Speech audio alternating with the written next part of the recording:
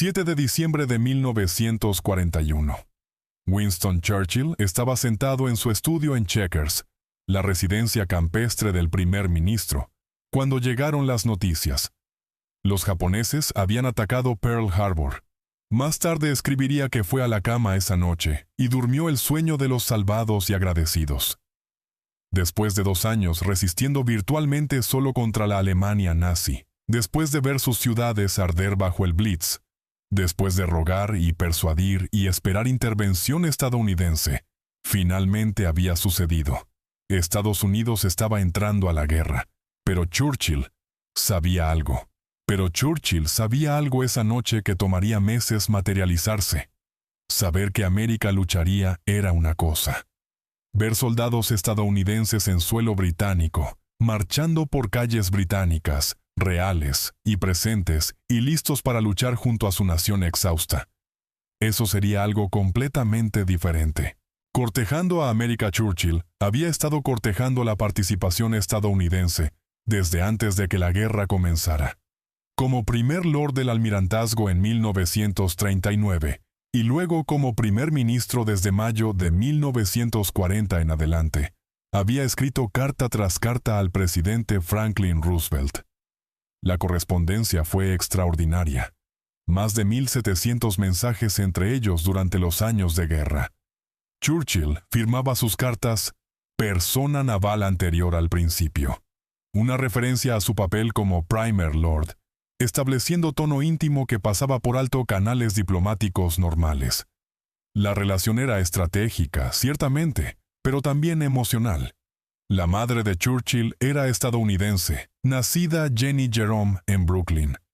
Siempre había sentido conexión con América, había recorrido el país, tenía amigos allí. Pero más que afinidad personal, entendía lo que Gran Bretaña necesitaba. Gran Bretaña resistía sola. Después de la caída de Francia en junio de 1940, Gran Bretaña resistía sola en Europa Occidental contra Hitler. La Unión Soviética todavía estaba ligada por su pacto de no agresión con Alemania.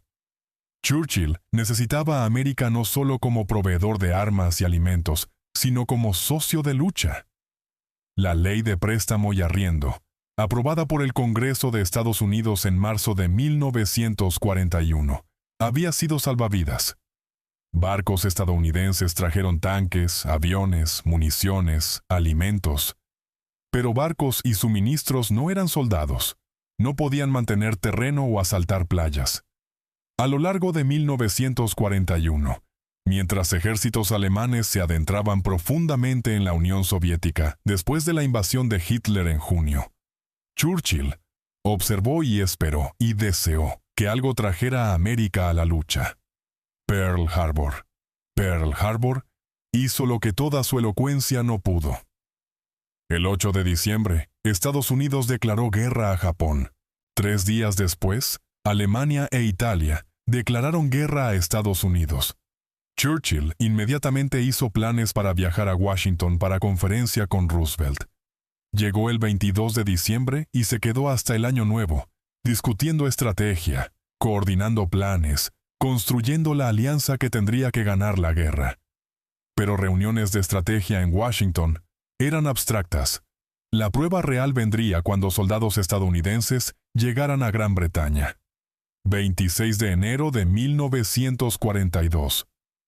Las primeras tropas estadounidenses desembarcaron en Irlanda del Norte el 26 de enero de 1942. Eran elementos de avanzada, números pequeños, el comienzo de lo que se convertiría en inundación. A lo largo de primavera y verano de 1942 llegaron más. Para fin de año, más de 100,000 militares estadounidenses estaban estacionados en Gran Bretaña. Para momento del día D, en junio de 1944, ese número excedería 1,5 millones. Vinieron por barco, cruzando Atlántico en convoyes, siempre vigilando U-boats. Desembarcaron en Liverpool, en Belfast, en varios puertos alrededor islas británicas. Eran jóvenes, la mayoría. Muchos nunca habían estado fuera de América. Se encontraron en país que había estado en guerra por más de 2 años. País marcado por racionamiento y daño de bombardeos y agotamiento. La reacción británica. La reacción británica a los estadounidenses fue complicada. Había gratitud genuina. Estos hombres venían a ayudar, después de todo, a luchar enemigo común. Pero también había fricción. Los estadounidenses parecían imposiblemente ricos por estándares británicos. Se les pagaba mucho más que a soldados británicos. Tenían acceso a bienes que británicos ordinarios no habían visto en años. Sus uniformes eran de mejor calidad, sus raciones más abundantes. El ejército estadounidense suministraba a sus tropas con lujos que parecían casi obscenos a población viviendo en raciones que habían sido cortadas y cortadas de nuevo. La famosa frase emergió: sobrepagados, sobresexuados. Y por aquí. Se decía con humor, usualmente, pero humor que llevaba filo. Soldados británicos, pagados fracción de lo que estadounidenses ganaban. Observaban GIs estadounidenses llevar chicas británicas a bailes y pubs, familias británicas sobreviviendo en raciones que permitían 4 onzas de tocino por persona por semana. Escuchaban sobre comedores estadounidenses sirviendo bistec y helado bajo la fricción. ¿Esperanza? Pero bajo la fricción había algo más profundo. Esperanza, alivio, sentido de que marea podría realmente cambiar. Churchill sentía esto más agudamente que nadie. Entendía las matemáticas de la guerra. Alemania había conquistado la mayor parte de Europa. Sus ejércitos eran vastos, sus industrias produciendo armas a tasa enorme. Gran Bretaña estaba aguantando, pero aguantar no era ganar. La Unión Soviética estaba soportando la peor parte del poder militar alemán, pero Frente Oriental estaba lejos, y resultado incierto. Gran Bretaña necesitaba capacidad industrial de América. Sus recursos aparentemente ilimitados, sus ejércitos frescos, había visto barcos de suministros llegar, había rastreado números, había aprobado planes para bases estadounidenses e instalaciones de entrenamiento a través de Gran Bretaña. Pero ver a los hombres mismos, verlos marchar en formación por calles británicas, eso lo haría real de manera que manifiestos de envío y documentos de planificación estratégica nunca podrían. El momento llegó en tarde gris en Londres. La fecha exacta es menos importante que lo que representaba.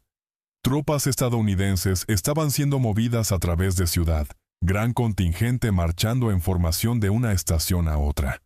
Estos no eran primeros estadounidenses que Churchill había visto en Gran Bretaña para este punto. Meses en 1942, soldados estadounidenses eran vista común. Pero esto era diferente. Esta era marcha formal a través del corazón de Londres, por calles que habían sido bombardeadas durante Blitz, pasando edificios que todavía mostraban daño de incursiones alemanas. Churchill se aseguró de estar allí. Churchill se aseguró de estar allí. Se posicionó donde podía verlos pasar. Su personal sabía mejor que interferir cuando primer ministro quería presenciar algo personalmente. Arreglaron para que tuviera vista clara, algún lugar donde pudiera pararse y observar sin causar demasiada interrupción. Los estadounidenses vinieron marchando. Los estadounidenses vinieron marchando en columnas, sus botas golpeando pavimento en ritmo. Llevaban sus uniformes, sus cascos, portaban sus rifles. Eran hombres jóvenes, la mayoría 18, 19, 20 años. Chicos de granja de Iowa, trabajadores de fábrica de Detroit, empleados de Nueva York. Habían entrenado en campamentos a través de América, habían cruzado Atlántico en barcos de tropas abarrotados, habían llegado a país en guerra. Marchaban con porte particular de soldados estadounidenses, menos rígidos que tropas británicas quizás, pero confiados. Sabían que eran parte de algo enorme. Habían crecido escuchando sobre Gran Guerra, sobre Dog Boys estadounidenses, yendo allá a luchar en Francia. Ahora estaban haciendo lo mismo, siguiendo esos pasos, viniendo a Europa a luchar otra guerra alemana. Multitudes de Londres. Se reunieron. Multitudes de Londres se reunieron para verlos pasar. Trabajadores de oficinas salieron de edificios, tenderos se pararon en entradas, gente alineó aceras, algunos aplaudieron, algunos saludaron, niños les gritaron, los estadounidenses sonrieron, devolvieron saludo, mantuvieron formación. Churchill. Observó en silencio al principio. Sus ojos se movieron a lo largo de columnas, absorbiendo vista. Su rostro, usualmente tan expresivo, era difícil de leer. Aquellos que estuvieron cerca de él reportaron más tarde que sus ojos estaban húmedos. Había pasado 2 años cargando peso de supervivencia de Gran Bretaña. 2 años dando discursos, reuniendo nación. 2 años tomando decisiones desesperadas sobre dónde enviar recursos limitados. 2 años viendo hombres británicos jóvenes ir a luchar en norte de África, en Mediterráneo, en aire sobre Alemania. 2 años leyendo informes de bajas. 2 años visitando ciudades bombardeadas. 2 años sabiendo que Gran Bretaña estaba estirada a su límite absoluto, y ahora aquí estaban los estadounidenses, miles de ellos, con miles más viniendo. Poder militar de nación entera siendo desplegado a Gran Bretaña, preparándose para llevar lucha a Europa de Hitler. Sé que vamos a ganar esta guerra. Alguien cerca de Churchill le preguntó qué pensaba. Primer ministro estuvo en silencio por momento, todavía observando tropas marchando. Luego habló, y su voz llevaba emoción de esos 2 años resistiendo solo. Cuando veo a estos hombres jóvenes, sé que vamos a ganar esta guerra.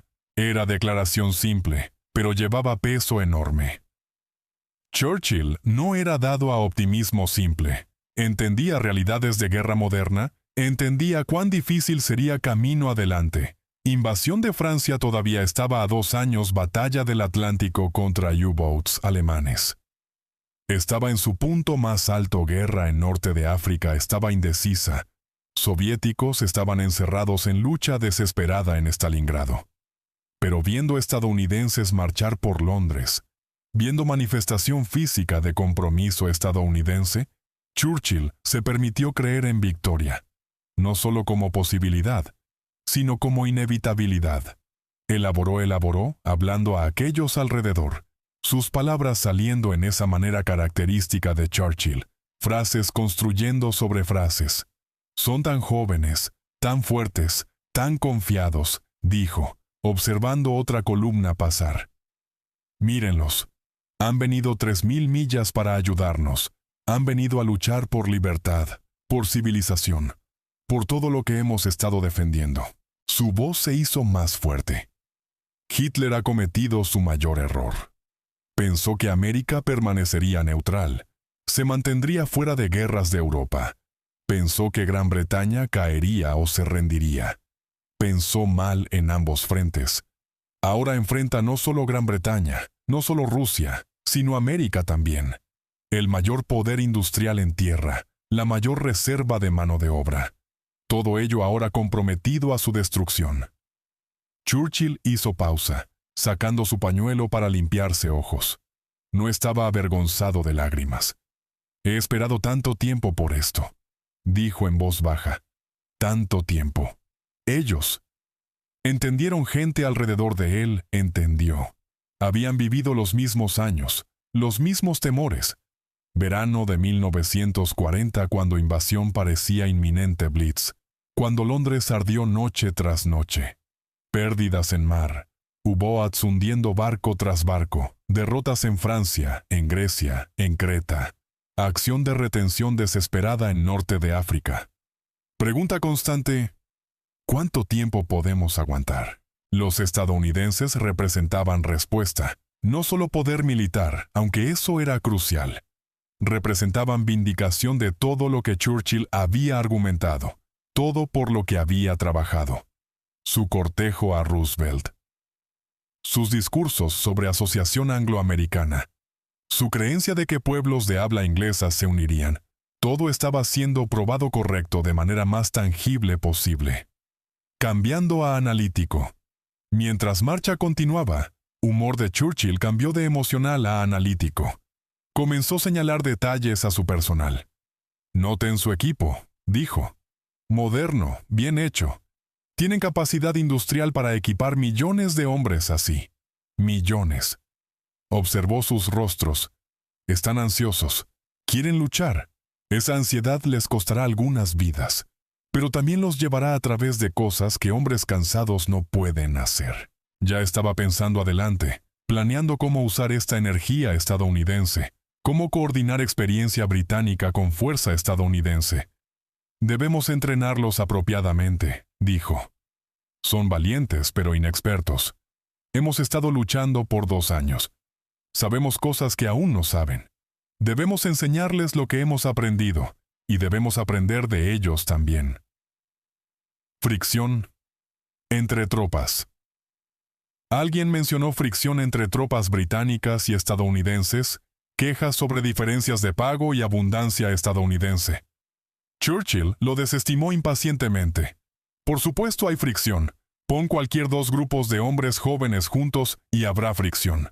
Pero están de nuestro lado. Eso es lo que importa. Están aquí. Son reales.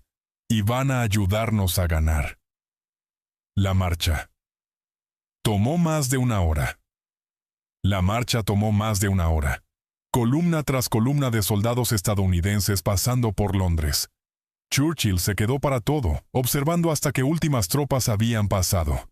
Parecía reacio a irse, como si Vista lo estuviera sosteniendo, alimentando algo que había estado corriendo en vacío por demasiado tiempo. Cuando finalmente terminó, se dirigió a su personal. «Quiero conocer a algunos de ellos», dijo. «Arreglen que visite base estadounidense. Quiero hablar con estos hombres jóvenes. Quiero agradecerles personalmente». Las visitas fueron arregladas en meses siguientes. Churchill hizo punto de visitar unidades estadounidenses estacionadas en Gran Bretaña. Llegaría sin anunciar a veces, o con aviso mínimo, queriendo ver tropas como realmente eran, no vestidas para inspección formal. Caminaría por sus campamentos, hablaría con grupos pequeños, les preguntaría, ¿de dónde eran? ¿Qué pensaban de Gran Bretaña? Si estaban siendo tratados bien soldados estadounidenses, a menudo se sorprendían de encontrar primer ministro británico de repente, en medio de ellos. Churchill era instantáneamente reconocible. Figura redonda, rostro de bulldog, cigarro siempre presente. Estrechaba manos, hacía bromas, hacía preguntas. Quería que supieran que eran apreciados. Quería que entendieran lo que su presencia significaba para Gran Bretaña. En un campamento encontró grupo de soldados de Texas. «¡Texas!», exclamó. «He estado en Texas. Estado maravilloso, vasto y lleno de energía. Ustedes texanos son conocidos por su espíritu de lucha. Necesitaremos ese espíritu en días venideros». Soldados sonrieron, complacidos de que este famoso líder británico supiera algo sobre su hogar.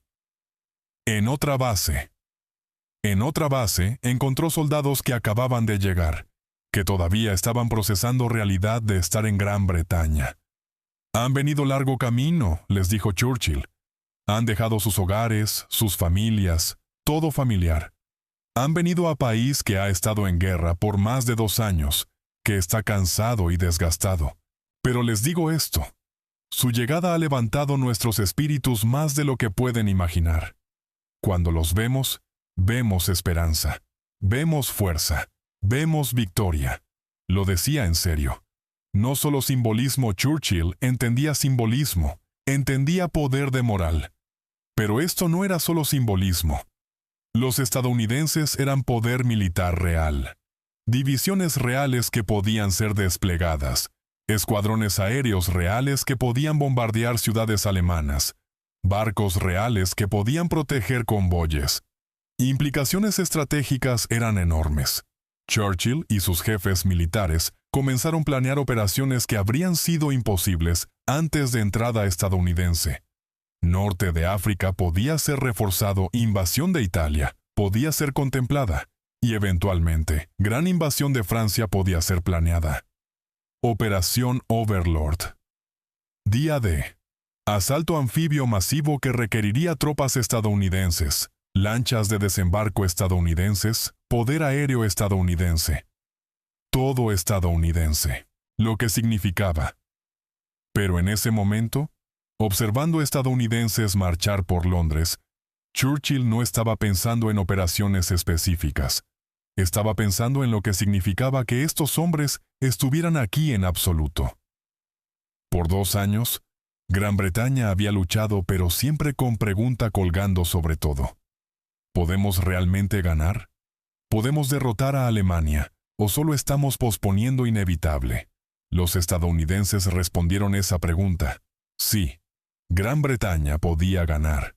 No sola, pero con aliados, con poderío industrial estadounidense y mano de obra soviética y determinación británica. Sí, Alemania podía ser derrotada. Nunca. Nos rendiremos, Churchill había dicho en su famoso discurso después de Dunkirk, en junio de 1940. Lucharemos en playas.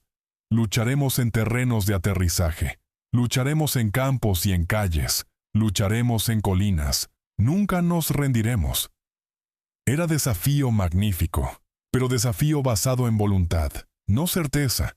Ahora, observando estadounidenses marchar por Londres, podía añadir nueva certeza. Y ganaremos. Los desafíos. Por delante. Relación entre fuerzas británicas y estadounidenses tendría sus desafíos. Había desacuerdos sobre estrategia. Churchill quería atacar a Alemania por lo que llamaba vientre blando de Europa, por Italia y Balcanes estadounidenses, particularmente General George Marshall, querían asalto directo a través canal a Francia. Había tensiones sobre estructuras de comando, sobre quién lideraría operaciones combinadas. Había inevitables choques culturales entre soldados británicos y estadounidenses. Pero bajo todo eso, estaba realidad fundamental que Churchill captó ese día, observando marcha. América estaba en guerra, completamente comprometida. Y eso cambiaba todo. Lo que esperaba hombres jóvenes marchando por Londres ese día lucharían. En norte de África, en Sicilia, en Italia, en Francia, en Alemania misma muchos morirían. Bajas estadounidenses en teatro europeo excederían 300.000, con más de 100.000 muertos. Lucharían en lugares cuyos nombres se volverían legendarios. Playa Omaha, las Ardenas, bosque de Hertgen-Cruce del Rin, pero ganarían. Junto a fuerzas británicas, canadienses, francesas, polacas y otras aliadas, junto a ejércitos soviéticos masivos avanzando desde este, estadounidenses ayudarían a aplastar a Alemania nazi. 3 años más guerra. Duraría otros 3 años después de esa marcha por Londres. 3 años de lucha brutal. Pero resultado. Desde el momento en que América se comprometió completamente, estaba finalmente decidido. Churchill lo sabía. Parado allí observando estadounidenses pasar. Lo sabía. Emoción que sintió. Lágrimas en sus ojos. Venían de alivio tanto como alegría. Alivio de que carga sería compartida. Alivio de que Gran Bretaña no tendría que resistir sola más. Alivio de que victoria ahora era posible. No solo como esperanza desesperada, sino como objetivo realista. Después de la guerra. En sus memorias escritas después de guerra, Churchill regresaría una y otra vez a tema de asociación angloamericana. Escribiría sobre relación especial entre Gran Bretaña y América. Argumentaría por mantener lazos cercanos en mundo de posguerra. Algo de esto era cálculo estratégico. Gran Bretaña necesitaría apoyo estadounidense en Guerra Fría que siguió. Pero algo era sentimiento genuino, nacido en esos años oscuros cuando ayuda estadounidense significaba diferencia entre supervivencia y derrota. Lo que representaba marcha por Londres no fue primera vez que Churchill vio tropas estadounidenses en Gran Bretaña, y no sería última, pero representaba algo crucial.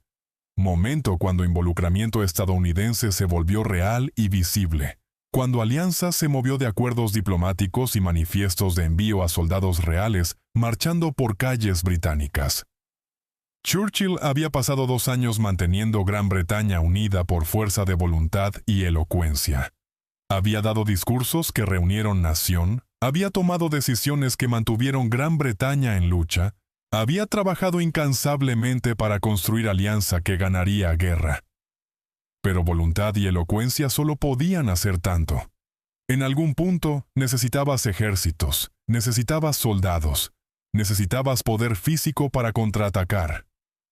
Los estadounidenses trajeron ese poder.